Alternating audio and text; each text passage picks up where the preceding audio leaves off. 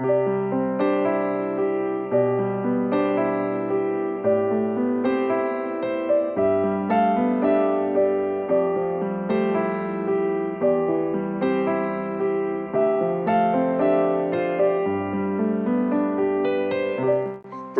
use English subtitles. 有中文字幕。どうもこんにちは。ジェニュエンウォッチです。皆さんは渡辺力という方をご存知ですか？日本の有名なデザイナーの方です。机や椅子など様々な商品のデザインをしています。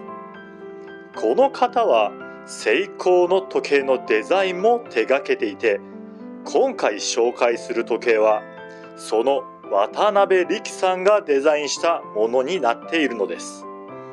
ぜひ渡辺さんの世界観をこのビデオを見て感じてください。今回の時計はこちら、セイコープレサージュ SARW055。ダイヤルはなんとホーローでできています。ダイヤルカラーは純白。光の当たり方でホーロー独特の光り方をします。こんな風に細長く伸びたすごく綺麗な青色の秒針。この白のダイヤルの上で輝いています。自身分身は黒っぽく見えますが、光の反射でこのように本当の色がわかります。綺麗な青色ですね。白色の文字盤の上でクラシックな雰囲気の青色の針が時刻を刻んでいます。黒色のシンプルなインデックス。渡辺力デザイン。通常のモデルのセイコーにはない雰囲気ですよね。パワーリザーブが表示されています。なので今巻きすぎなのか巻きが足りていないのか一目でわかり、とても便利です。メモリを見てもわかるように最大巻き上げ時45時間駆動します。6時位置にある日付表示、アナログに針で表示するなんて最高にかっこいい。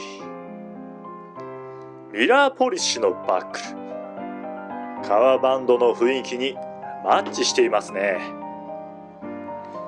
革の材質はホース、馬です。使っていくうちにあなたの腕に馴染んでいきます。次はケースを見ていきましょう。私のケースへの第一印象はシンプル。ミラーポリッシュの部分が多く、まさにドレスウォッチという印象。ラグもこのように細い形状で繊細な印象を与えます。スーツを着るときに身につければ間違いなく漂います知的な雰囲気。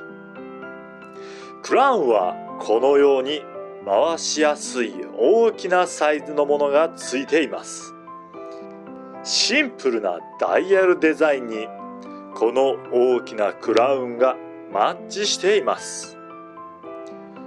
ケースバッグはこのようにシースルーバッグになっていて、ムーブメントの動きを楽しむことができます。ちなみにキャリバーナンバーは 6R27。クラウンを含まないケース幅は 39.9 ミリ。ラグからラグは 47.2 ミリ。そして厚みは 12.4 ミリ。重さは89グラム。このサイズ感でこの重さなら割と腕周りの細い人でも似合いそうですね。女性にも合うかなと思いましたが、それだともっと薄い方がいいんでしょうね。いかがでしたか？渡辺力さんの熱い思いが伝わりましたか？この放浪の独特の雰囲気、真っ白なダイヤル、シンプルなデザイン、これが渡辺力。同じタイミングでこれの藍色ダイヤルの茶色いレザーバンドのものが発売されました。もしよかったらそちらもチェックしてみてはいかがですか？このチャンネルではこのように最新の時計のレビューをしています。もし気に入ってもらえたのならチャンネル登録をして最新の動画をゲットしてください。それでは次の動画でまた会いましょう。